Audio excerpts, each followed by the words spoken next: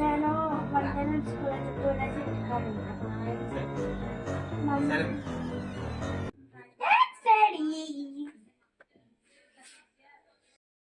ఏంది మంచి school పంపివా daddy?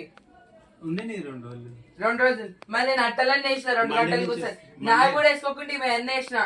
ఏం కాదు, మండే నుంచి వస్తుంది కదా. ఆహా వద్దు, మమ్మీకి చెప్తా. మమ్మ వచ్చిన తర్వాత చెప్పాలా? మమ్మీకి నేను చెప్తా గానీ ఏం కాదు.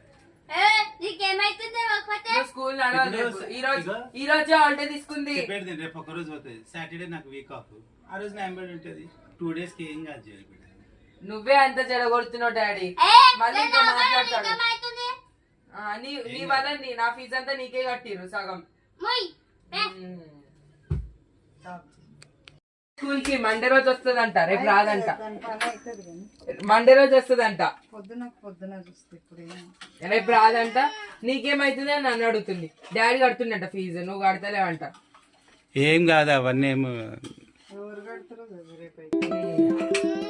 ఒక రోజు ఉంటే ఉండని చిటి, ఏం కాదు. చూడు మమ్మీ, వద్దు ఉండని.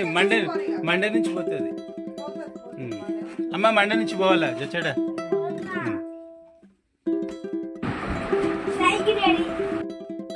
మండే నుంచి పోవాలి. మంచిగా చదవాలి. ఇప్పుడు అసలు అబ్సెంట్ అయితే నాకు ఉంటుంది. మళ్ళీ వాళ్ళిద్దరు నన్ను నన్ను స్కూల్